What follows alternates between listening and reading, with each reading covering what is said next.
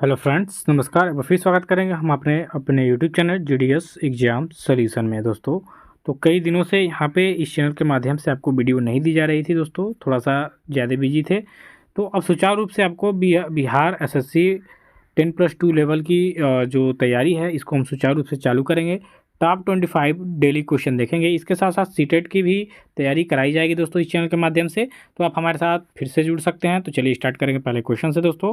सबसे पहला क्वेश्चन है कि वर्तमान में बिहार विधानसभा परिषद सदस्यों की संख्या कितनी है। तो देखिए, बिहार विधानसभा और विधान परिषद में अंतर होता है, ठीक है।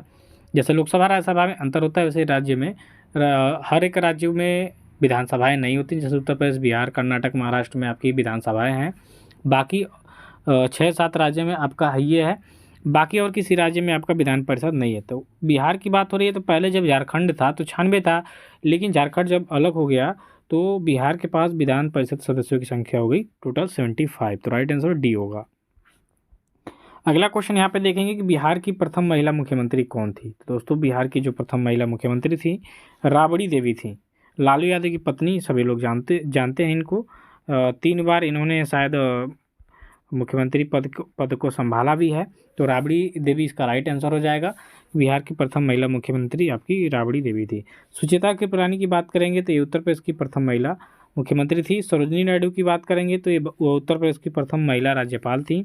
रेणु देवी की बात करेंगे तो ये ही बिहार की प्रथम उप मुख्यमंत्री रही हैं।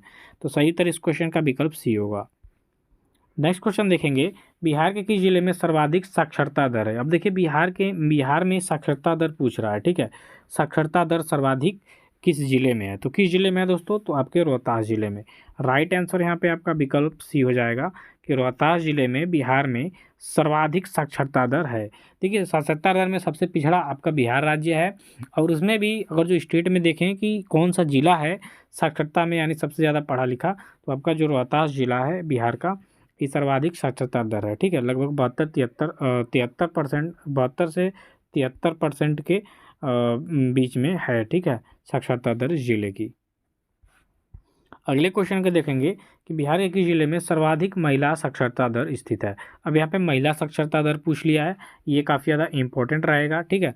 तो महिला साक्षरता दर आपके बिहार स्टेट में देखेंगे तो किस राज्य में होगा दोस्तों, तो इसका राइट आंसर हो जाएगा मुंगेर। मुंगेर में आपका जो महिला साक्षरता दर है, ठीक है, यानी महिलाओं में जो ज़्यादा पढ़ी लिखी हैं वो आपका मुंगेर जिला है, ठीक है। और वही आपका पूर्णिया जिला सबसे कमज़ोर है यहाँ पे। तो राइट आंसर विकल्प ये हो जाएगा कि बिहार के मुंगेर जिले में सर्वाधिक महिला साक्षरता दर है, ठीक है। चलिए दोस्तों, नेक्स्ट क्वेश्चन की तरफ चलेंगे। नेक्स्ट क्वेश्चन में आपका सलहेस त्यौहार किस राज्य में मनाया जाता है। सलहेस त्यौहार एक सरहुल त्यौहार भी होता है, ठीक है। तो ये आपका मनाया जाता है बिहार राज्य में। राइट आंसर यहाँ पे विकल्प सी होगा कि सलहेस त्यौहार आपके बिहार राज्य में मनाया जाता है। तो राइट आंसर यहाँ पे विकल्प सी को सही करेंगे। अगले क्वेश्चन की बात करेंगे कि बरेला झील सलीम अली पक्षी अभयारण्य, ठीक है, बरेला झील और सलीम अली पक्षी अभयारण्य बिहार के किस जिले में स्थित है। ये भी आपके लिए काफ़ी ज़्यादा इंपॉर्टेंट होगा। अगर जो बिहार स्टेट के लेवल की तैयारी कर रहे हैं तो ये से क्वेश्चन आपके एग्जाम में आ सकते हैं। तो बरेला झील सलीम अली पक्षी अभयारण्य पूछ रहा है कि किस जिले में स्थित है, ठीक है। तो ये आपके वैशाली जिले में स्थित है। तो राइट आंसर यहाँ पे आपका विकल्प डी हो जाएगा, वैशाली। अगले क्वेश्चन की तरफ चलेंगे कि बिहार राज्य में जिलों की जो कुल संख्या है कितनी है। तो देखिए, उत्तर प्रदेश में सर्वाधिक आपके जिले हैं, सर्वाधिक जिले अर्थात यहाँ पे 75 जिले हैं, ठीक है। अब यहाँ पूछा है बिहार राज्य में कुल कितने जिले हैं, तो आपको बिहार राज्य का बताना है। तो बिहार राज्य में आपके कुल 38 जिले हैं। कितने जिले, 38। राइट आंसर यहाँ पे विकल्प सी हो जाएगा कि बिहार राज्य में जिलों की संख्या है 38। अगला क्वेश्चन देखिए, विश्व स्तर पर सबसे बड़ी रेलवे व्यवस्था आपके किस देश की है। तो विश्व स्तर में देखेंगे रेलवे का नेटवर्क तो 2-2.5 लाख किलोमीटर से अधिक है आपके अमेरिका में, ठीक है। अमेरिका सबसे बड़ा रेल नेटवर्क है। तो राइट आंसर यहाँ पे डी हो जाएगा कि रेलवे व्यवस्था में अमेरिका आपका विश्व स्तर पे पहले नंबर पे आता है, ठीक है। चलिए नेक्स्ट क्वेश्चन देखेंगे दोस्तों कि भारतीय उपमहाद्वीप में कौन सम्मिलित नहीं है। तो ये देखिए, ये भी आपका इंपॉर्टेंट क्वेश्चन है। तो भारतीय उपमहाद्वीप पूछा है, तो भारतीय उपमहाद्वीप में इनमें से कौन है जो सम्मिलित नहीं है। तो इनमें से भारतीय उपमहाद्वीप में आपका श्रीलंका नहीं है, ठीक है, क्योंकि आपका पाकिस्तान भी सटे हुए हैं, भूटान भी और नेपाल भी, सभी भारत से सटे हुए हैं और सभी भारत के अंग रह चुके हैं। श्रीलंका भी भारत का अंग रह चुका है, लेकिन उपमहाद्वीप यहाँ पूछा जा रहा है, ठीक है। श्रीलंका आपके कहाँ है, तो श्रीलंका आपके यहाँ पे है, ठीक है, हिंद महासागर में स्थित है, तो ये आपका नहीं है उपमहाद्वीप में। अगला क्वेश्चन है कि भारत में सबसे कम वर्षा कहाँ पर होती है, तो इन विकल्पों में आपको बताना है। तो भारत में सबसे कम वर्षा वाली स्थान है आपका लेह। राइट आंसर यहाँ पे ए विकल्प हो जाएगा कि भारत में सबसे कम वर्षा होती है आपकी लेह में, और सबसे अधिक होता है मेघालय का जो मासिन राम स्थान है, यहाँ पे सर्वाधिक वर्षा होती है और लेह में सर्वाधिक कम होती है। अगला क्वेश्चन है कि भारत की सबसे लंबी अंतर्राष्ट्रीय सीमा किस देश के साथ है, तो भारत की सबसे लंबी अंतर्राष्ट्रीय सीमा की बात करेंगे तो ये आपके बांग्लादेश के साथ लगती है, ठीक है। बहुत लोग चाइना सही करेंगे, लेकिन चाइना के साथ नहीं है, चाइना दूसरा हो जाएगा। पहले नंबर पे आपका बांग्लादेश है, लगभग 4096 किलोमीटर आपकी जो अंतर्राष्ट्रीय सीमा है भारत से लगती है बांग्लादेश की। तो इस क्वेश्चन का राइट आंसर हो जाएगा विकल्प बी, ठीक है। चलिए अगला क्वेश्चन देखेंगे, पंचशीर घाटी आपकी कहाँ पर स्थित है। तो कुछ सालों पहले पंचशीर घाटी काफ़ी ज़्यादा हाईलाइटेड था, क्योंकि यहाँ पे जब तालिबान ने अफ़गानिस्तान पे कब्जा किया तो पंचशीर घाटी से ही ज़्यादा लड़ाके लड़ रहे थे तालिबान से आज़ादी के लिए, ठीक है। तो ये जो पंचशीर घाटी है ये आपके पड़ता है अफ़गानिस्तान में। राइट आंसर यहाँ पे विकल्प ए हो जाएगा, ठीक है। चलिए अगला क्वेश्चन देखिए दोस्तों, पृथ्वी की जुड़वा बहन किस ग्रह को कहा जाता है। तो पृथ्वी की जुड़वा बहन जिस ग्रह को कहा जाता है उस ग्रह का नाम है आपका शुक्र। राइट आंसर यहाँ पे आपका विकल्प सी हो जाएगा, शुक्र, ठीक है, कि पृथ्वी की जुड़वा बहन आपके शुक्र ग्रह को कहा जाता है। अगला क्वेश्चन देखिए, पृथ्वी के सबसे निकट स्थित ग्रह कौन है। तो पृथ्वी के निकट यहाँ पे देखिए ये आपका सूर्य हो गया, ठीक है, इसके बाद है बुध, इसके बाद है शुक्र, उसके बाद है पृथ्वी। क्वेश्चन में पूछ रहा है कि पृथ्वी के सबसे निकट स्थित ग्रह कौन है, तो ये आपका जो शुक्र है यही आपके पृथ्वी के सबसे निकट स्थित ग्रह है। तो राइट आंसर डी हो जाएगा। इसे ही क्या कहा जाता है, तो पृथ्वी की जुड़वा बहन भी कहा जाता है।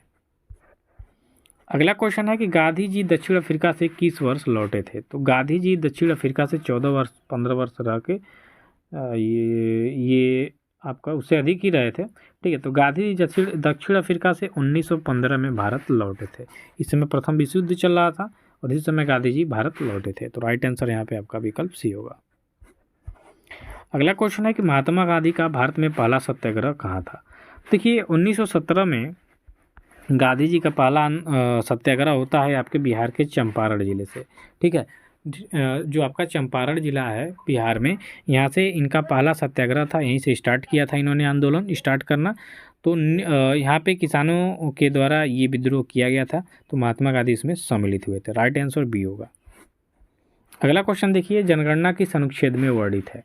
ये भी आपके एग्जाम की दृष्टि से इम्पोर्टेंट क्वेश्चन है। तो जनगणना की बात करेंगे तो ये आपके अनुच्छेद 246 में 246 आर्टिकल में आपका जनगणना वर्णित है। तो राइट आंसर यहाँ पे आपका विकल्प सी होगा। अगले क्वेश्चन की बात करेंगे कि भारत में निर्मित पहला कृत्रिम उपग्रह का नाम क्या है। तो भारत में निर्मित जो पहला कृत्रिम उपग्रह था दोस्तों, वो ये आपका था आर्यभट्ट। उसका नाम क्या रखा गया था, आर्यभट्ट। आर्यभट्ट काफ़ी जीनियस आदमी थे, आदमी नहीं बहुत ही महान व्यक्ति थे, जीरो की भी खोज इन्होंने ही की थी। तो भारत में निर्मित जो पहला कृत्रिम उपग्रह है वो आर्यभट्ट के नाम से उसको निर्मित किया गया था। तो राइट आंसर यहाँ पे आपका विकल्प डी होगा। अगले क्वेश्चन की बात करेंगे कि विश्व का सबसे बड़ा द्वीप कौन है। तो विश्व का सबसे बड़ा द्वीप है आपका ग्रीनलैंड, ठीक है। देखिए एक आइसलैंड है, एक ग्रीनलैंड है। तो ग्रीनलैंड जो है ये हमेशा बर्फ़ से ढका रहता है, ठीक है, और जो आइसलैंड है, ठीक, ये हमेशा हरा भरा रहता है, घास का मैदान है। तो नाम उल्टा है, ठीक है, नाम के प्रति ये लोग उल्टे हैं। ग्रीनलैंड में घास होना चाहिए तो यहाँ पे बर्फ़ होता है, और आइसलैंड में बर्फ़ होना चाहिए तो यहाँ पे घास रहता है। तो यह इसका सही उत्तर हो जाएगा विकल्प सी कि विश्व का सबसे बड़ा द्वीप है आपका ग्रीनलैंड। अगला क्वेश्चन है, मानव के शरीर में क्रोमोसोम्स की जो संख्या होती है कितनी होती है। तो मानव शरीर में क्रोमोसोम्स की संख्या होती है 46, यानी 23 जोड़ी, ठीक है। चलिए अगला क्वेश्चन देखेंगे कि मनुष्य के लार में कौन सा एंजाइम पाया जाता है। तो मनुष्य के लार में आपका टाइलिन नामक एंजाइम पाया जाता है। तो यहाँ पे सही उत्तर हो जाएगा आपका विकल्प बी कि लार में, मनुष्य के लार में एंजाइम पाया जाता है टाइलिन। अगला क्वेश्चन है, रक्त का शुद्धिकरण किसके द्वारा होता है? तो रक्त का शुद्धिकरण की बात करेंगे तो ये किडनी द्वारा होता है। किडनी को हम वृक्क बोलते हैं, ठीक है, और इसी के द्वारा आपके ब्लड को फिल्टर किया जाता है। अगला क्वेश्चन है कि भारत का आइंस्टीन किसे कहा जाता है? तो दोस्तों भारत का आइंस्टीन कहा जाता है आपके नागार्जुन को। राइट आंसर यहाँ पे आपका विकल्प डी हो जाएगा। नेक्स्ट क्वेश्चन देखेंगे, साइमन कमीशन भारत कब आया था? तो दोस्तों साइमन कमीशन आपका भारत आया था 1928 में, तो राइट आंसर इसका विकल्प सी होगा। नेक्स्ट क्वेश्चन है यहाँ पे, राष्ट्रीय वन नीति कब लागू किया गया? तो दोस्तों राष्ट्रीय वन नीति आपका लागू किया गया था 1988 को, तो राइट आंसर यहाँ पे विकल्प डी सही उत्तर हो जाएगा। तो आज के वीडियो में बस इतना ही, मिलते हैं नेक्स्ट वीडियो में, तब तक के लिए धन्यवाद, थैंक यू सो मच।